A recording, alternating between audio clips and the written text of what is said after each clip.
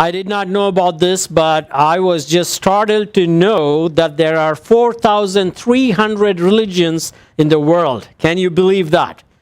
4,300 religions.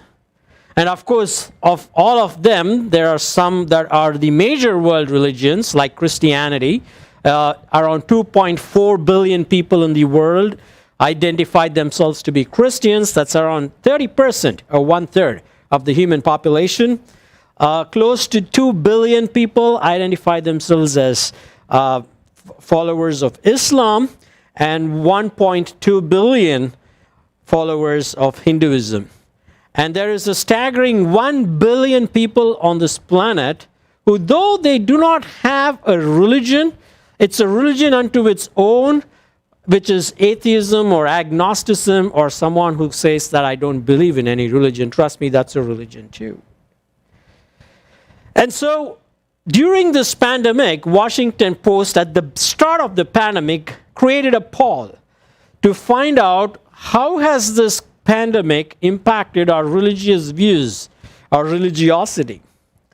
And it found that 1 in 4 Americans said that this pandemic has deepened their religious faith, including a majority of black Protestants. And only 2% said that the virus has left their faith weakened. So it is interesting to see that when we are surrounded by uncertain times, there is at least an initial spike or a curiosity in people to go and dig deep into religion. But from the passage that was read today, I have titled the sermon to be as more than religion, because we are going to look at Jesus, who is going to tell us that the solution that you and I need and are looking for cannot be found in any of these world religions from a religious perspective.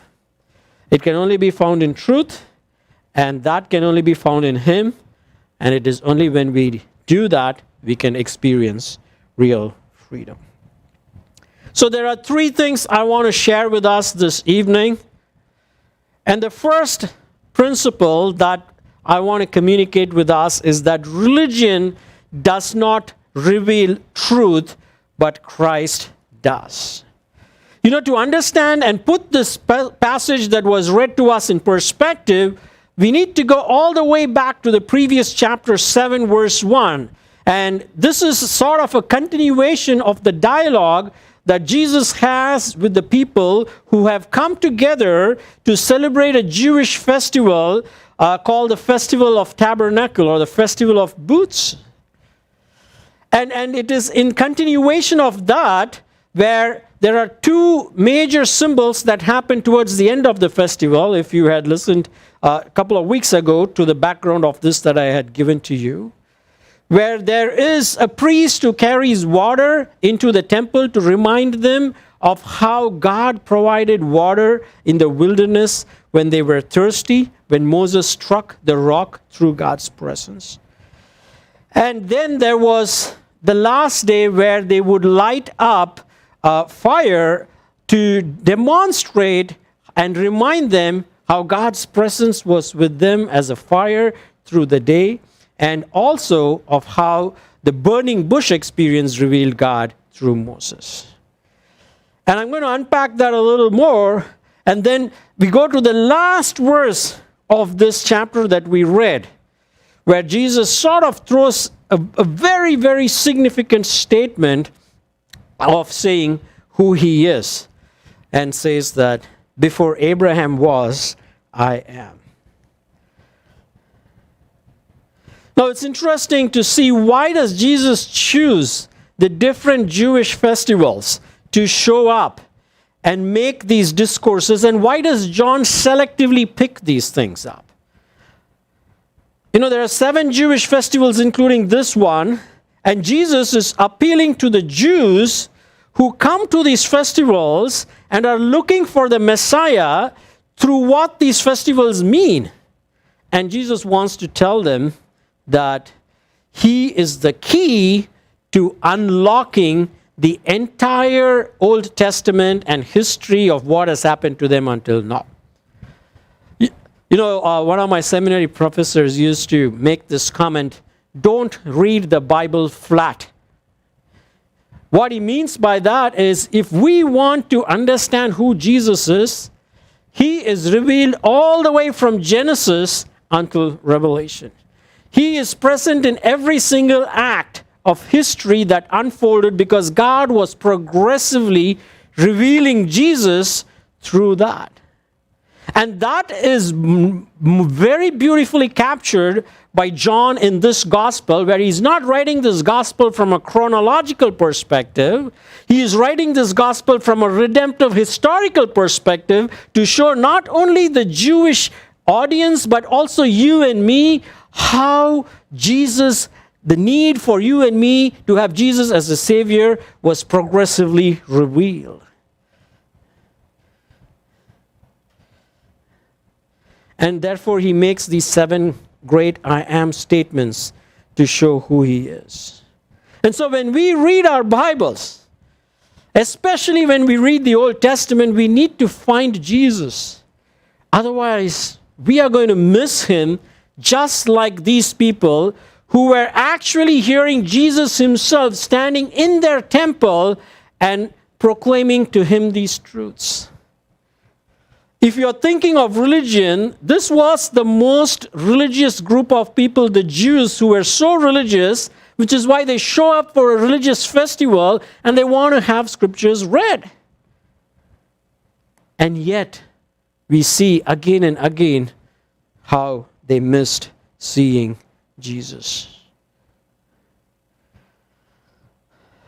And how he has been unpacking to us who he is. He says, I am the living water. And as people are reminded of water and that incident where Moses strikes the rock, it says through God's presence, God says, I will stand before you, you can strike through me and water will pour out. And how Jesus was right there in the form of a seed because God had to be stricken and Jesus was stricken on the cross. And so he says, I can quench your thirst, I am the living water. And again, when he said, I am the light of the world, he revealed himself as he reveals himself through the burning bush experience to Moses, where God says, Moses, you cannot see me. I will cover you with my hands and therefore prevent you from being decimated. And in that way, Jesus is our covering, without whom we cannot enter God's presence. And this festival was supposed to reveal that to them. And therefore Jesus says, I am the light who reveals God to you and can take you into his presence because I have taken the punishment and the wrath of God so it will not touch you. If you don't understand these two truths, then we will miss, like the Jews did, in having an appreciation and a love and eventually putting our trust in this Jesus, which is why John writes this gospel. And after these two things, he is concluding his message to them by this tremendous statement. He says, the key to really seeing who I am is you have to see me through Abraham's eyes. Because that's what the Jews keep bringing up as you go through this entire text. It keeps coming up. We are Abraham's descendants. We are children of Abraham. What are you talking about? And Jesus says, well, if you really are children of Abraham, if you see me through Abraham's eyes, you will find me. Because he says, Abraham saw me and was glad. And if you are his children, you will see me and be glad too. And the reason why Abraham saw me and I was glad was because Abraham knew before he himself existed, I am. That's a very difficult word to translate in English. The Hebrew verb is a very unique verb. And it can be translated, I am who I am, I was who I was, I am who I am, I will be who I will be. That is something that can only be claimed by Jesus. And when they hear that, instead of being excited, instead of being filled with joy and worship, they pick up the stones to kill him. And so Jesus says, therefore you're not his real descendants. Many of us have sort of had a mediocre, status quo Christian life. We've come to church, maybe we've been raised in church, we've read the Bible, done memory verses, I've done that too. And we know a lot about the Bible, and yet we tend to miss finding Jesus in every single page of His Word. And yet we tend to fail in finding and believing and rejoicing in this Jesus Christ.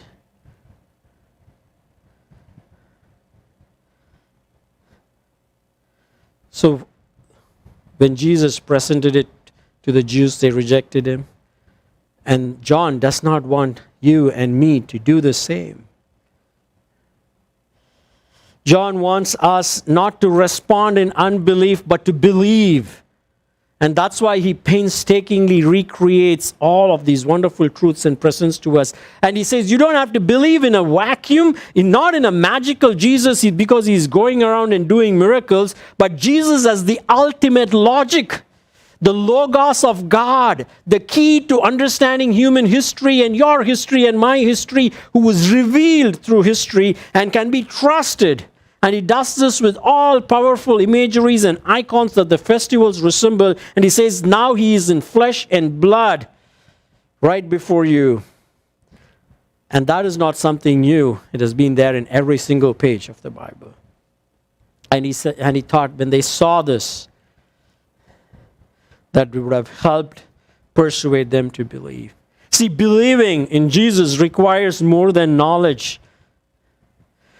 more than heritage, but a trust and a love, knowing that Jesus is my light, knowing that Jesus is the living water. He is the only one who can quench my thirsts that are deep within me that nobody else can.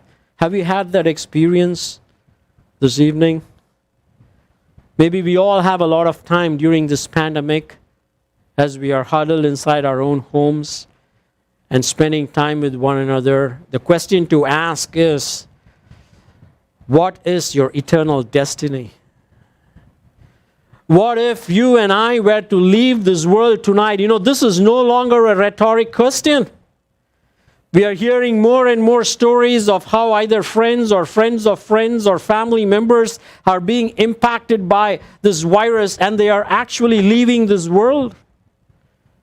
So it is not a rhetorical question to ask yourself, if I were to leave this world tonight, what is my eternal destiny? Who holds the key to my future? At that point, it doesn't matter how long you have been a Christian, how much you know about God and His Word. The only thing at that point matters is, do you know and believe in this Jesus? Have you put your trust upon Him? Or are you still skeptical? Or are you still ignoring Him? And John is trying to plead with you, please do not do that. And maybe that is a question God is asking you today. We do not know if when we go to bed tonight, if we will wake up tomorrow, or a week from now, or 2 weeks from now. Today is the day. And I want to implore you, my dear brothers and sisters, to take a deep look at this Jesus. And if you are someone who has not found Him, I want to encourage you to begin discovering Jesus. You can start reading this very gospel, the Gospel of John, and you will find Him, John unpacking for us page after page. And trust me, numerous people have done that and have found Him and have surrendered their life to Him and know their eternal destiny is safe. Secondly, here's one of my favorite parts in this whole discussion that Jesus has. Religion does not offer freedom, but Christ does. It says in verse 32, and you will know the truth, and the truth will set you free. In verse 34, it says, Jesus answered them, truly, truly, I say to you, everyone who practices sin is a slave to sin. the slave does not remain in the house forever, the son remains forever. So if the son sets you free, you will be free indeed. As Sad mentioned last week, the university I went to in Germany had this majestic central building and had this verse imprinted in big. It was right in downtown in Freiburg, Germany, Black Forest. You cannot miss it when you walk past it or when you drive past it. It would say, "Die Wahrheit wird euch frei machen," the truth will set you free. And guess what? That was the key to liberating Europe post-Reformation and kick-started the Renaissance, the flourishing of technology and arts and architecture. It literally set Europe free. And it is sad that Europe has moved to being a post-truth and a post-Christian nation. And we here in the United States are closely following the heels of that because we missed something. We missed something. It all started because of a wrong definition of freedom. For a long time, freedom has emerged to be the new God, the new religion of the 21st century. To the extent that people are willing to do anything to get it, that they have become slaves to their own freedom. You see, freedom is not absolute. And Tim Keller puts this beautifully. He says, freedom is not having no master for yourself so you can do whatever you want to do. Freedom is having the right master. And when you miss that, and you pursue freedom as an end in itself, all it leads to is futility, despair, loneliness, anxiety, suffering, and eventually death. So Jesus is saying that if you want real freedom, freedom is deeply connected with truth. There cannot be freedom without truth, and when you know the truth, it sets you free.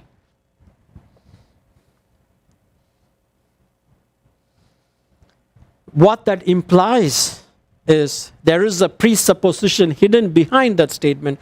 It says that without knowing the truth, we are actually a slave to something. It says that we are actually never really free. Because there is something that is controlling you and me and that is ruling you and me. You may think it is freedom. You may think I have the freedom to choose the job that I want. I have the freedom to marry the person that I want. I have the freedom to live where I want. And trust me, when people focus on that and go after that, that very thing begins to control us. And you've lost your freedom. If our career controls us, that is what rules us. It's just hard during this pandemic as people have been stuck in their homes and sociologists are still trying to figure out this new phenomena. A lot of us will acknowledge that we have begun working harder and longer hours. And some of us actually even enjoy doing that. And here in the Silicon Valley, where work is worshipped, when technology is a god in which tremendous faith is put, people don't realize if you are so stuck by it, you are not working, your work is working you. To the point that it can literally kill us when you ignore our sleep patterns and health behaviors and are so obsessed by getting this product out by this particular deadline that you don't have time for yourself, you don't have time for your family, you don't have time to do all the other things you do. What do you think that is? Slavery. Or perhaps for some of us it's relationships. We put so much trust and faith in our relationships. And we think, either if we find this ideal relationship or if I can make my existing relationship more romantic, more beautiful, I'm going to have joy, and you're willing to do whatever it takes. And if something goes wrong, it wrecks your whole day. And now that we are living in such close quarters, it's either bringing the best out of us or bringing the worst out of us. They found that suicide rate has gone up 5 times right here in Silicon Valley. Depression and anxiety levels have gone up from 8% to 35 to 37% right here in Silicon Valley, where we have everything the world has to offer. Yet there is a vacuum. Why? Because we find that the one thing that we have been putting our hope in, that was sustaining us and growing, helping us to go, when that has been taken away, there is this void. And that we realize now that we have been controlled by it. But beyond this, there is something fundamentally that we are a slave of. And that is our own ego. The word comes from the Greek word ego. That's the word Jesus uses whenever he says, I am. He says, ego eimi. Ego comes from ego, and we are all slaves of our own egos because it controls us. It gives us false freedom, like the serpent baited Eve with. It told Eve, when you take this fruit, you will be free. You will be like God. But when she took it, she became a slave to Satan, slave to her own sinfulness, and not just her, the rest of mankind. Because it makes you feel without it, you can't live and you need it. Whether it is a power or love or pleasure, when we are so much going behind them, we don't realize we have become slaves to that. And it's not just that. The life of a slave is miserable.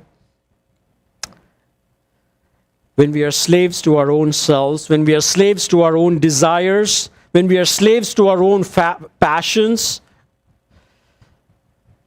then we fall. We deal with guilt. We see no matter whether you're a religious person or not, you know that when you have messed up, we have a conscience that reminds us that we have messed up. And you cannot quench that guilt in any external form or fashion. It finds you. Our shortcomings will find us, and they chase us, they haunt us, they remind us every day how we have messed up. You can try to suppress it, and that's why people end up killing themselves, because at one point it becomes overwhelming and there seems to be no hope, there seems to be no perspective. They end up taking their lives.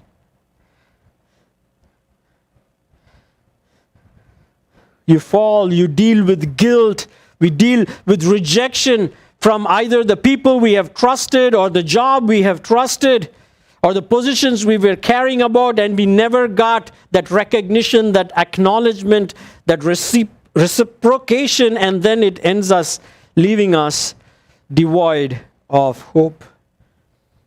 And in this context, Jesus says,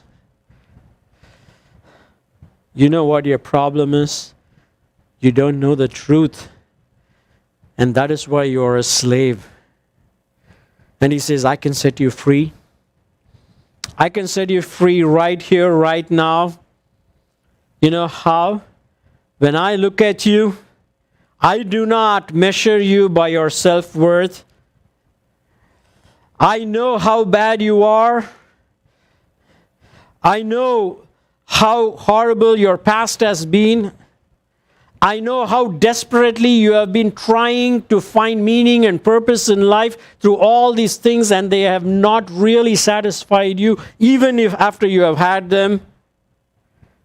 And yet, I still loved you. I cared for you, that I was willing to give my life on the cross for you. Not because you're a smart person, not because you're a beautiful person, not because you have incredible talent. I loved you just how you have been created. I loved you enough to die for you. Knowing that truth is so liberating. When we know that someone loves me, seeing how I have failed, seeing how I have been a broken person, and say that they still love me, there's nothing more liberating than that. No religion can do that for us. Because all religions say you have to earn it. You have to hurt yourself or do something to receive that love. But this is special. There is no guilt, no rejection. We don't need to cover ourselves with any fig leaves. Because Jesus sees through us and says, I love you. You don't need them to make you feel valid. You don't need that job to give you your validity. You don't need that relationship to give you that validity. You can find it in me.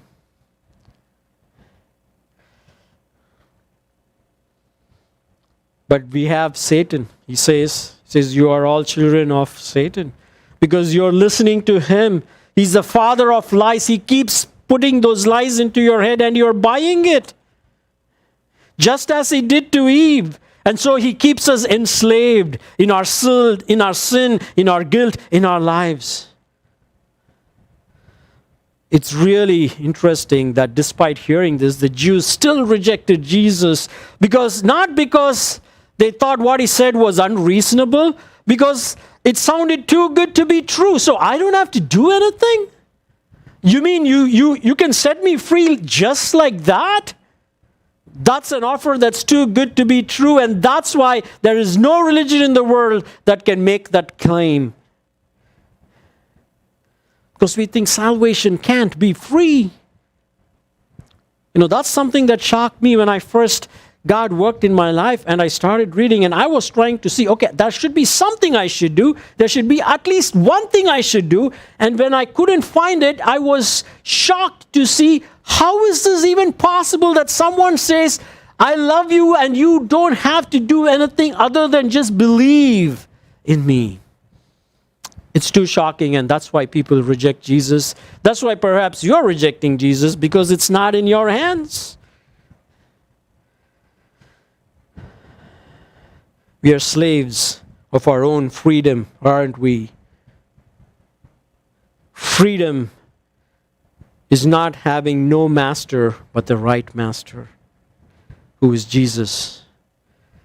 Not ourselves, but Jesus, because when he is our master, he says, I'll set you free. Free from yourself, free from all these other things. What are you a slave to? Have you thought about that?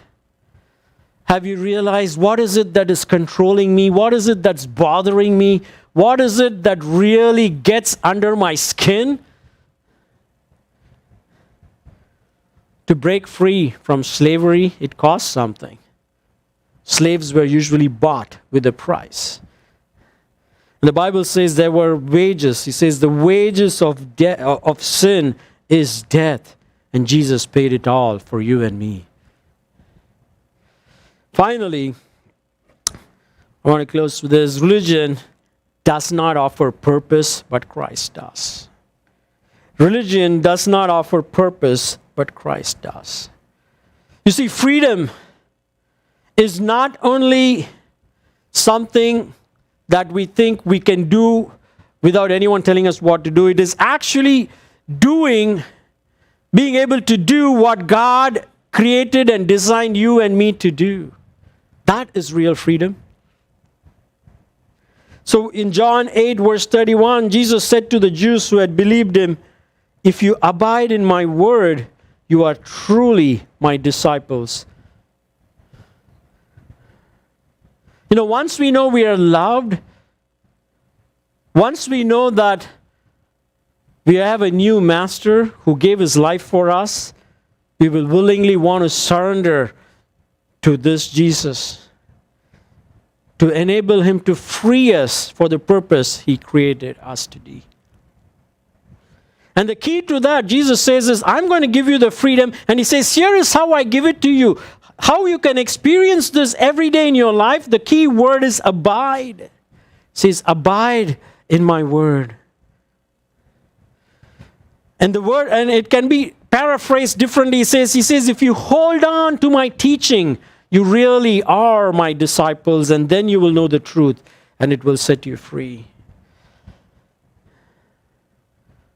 Hold on to the truth means it's obedience is a matter of discipline. It's sticking with it. It's holding on to it no matter what.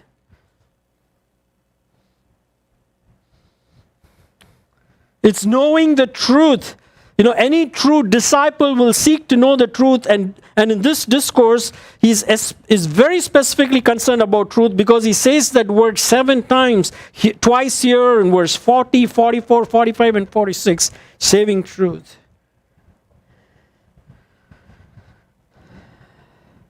And he says, when you abide, when you hold on to my word, you will be set free by it because it will reveal to you all these idols that you have in your heart. It will reveal to you this unconditional love that I have to offer you.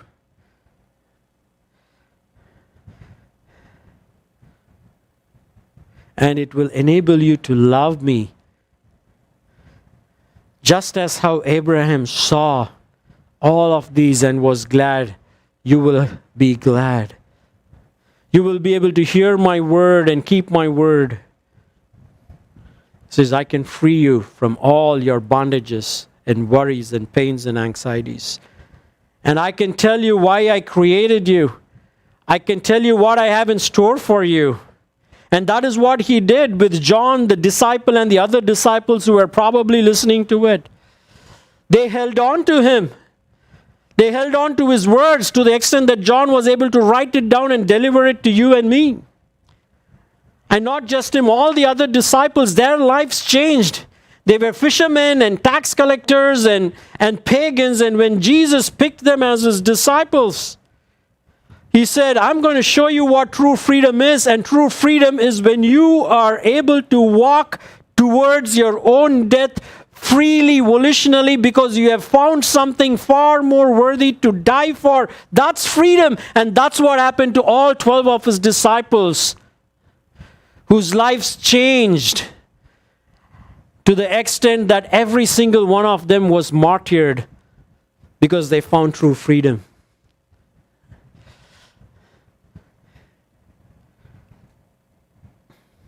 And that is what Jesus offers us, and that is something that comes when we believe in him, put our trust in him, our faith in him. My dear friends, let me encourage you this evening. I know it's been a hard season, but it's also been a season that has helped us to see what are we slaves of. If we have tried to cover that with religion, Jesus says, no, it's about time you start looking at me and who I am. You are not going to find your eternal security and safety in your jobs or relationships. You are not going to be able to deal with your guilt and your brokenness and your sinfulness by anything externally. You can do a binge watching of a Netflix over a weekend. It will make you feel temporarily glad, but the moment it's over, you will start getting that feeling of how sick you are inside. Because you need me. And lastly, Jesus wants to say, the reason I want you to believe me is because I want to set you free. What are you in bondage to? Is there a particular sin that gives you pleasure that you keep going after again and again? Or maybe you have developed this coping mechanism. You see all these problems in your life. You don't know how to deal with this. And rather than running to Jesus, rather than running to God, you're trying these different coping mechanisms. It could be alcohol. It could be pornography. It could be just busyness and workaholism. Jesus wants to set you free from that tonight. And if you are someone who wants to experience that freedom, and surrender your life to Jesus so he can take your life and make something beautiful out of it, will you join with